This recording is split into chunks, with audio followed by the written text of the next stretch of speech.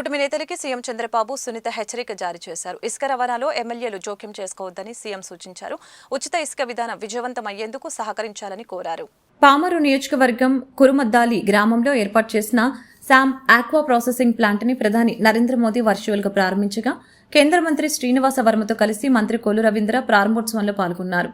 ఈ సందర్భంగా ఆయన మాట్లాడారు. రాష్ట్రానికి 970 కిలోమీటర్లకి పైగా పొడవైన సముద్ర తీర ప్రాంతం ఉందని చెప్పారు.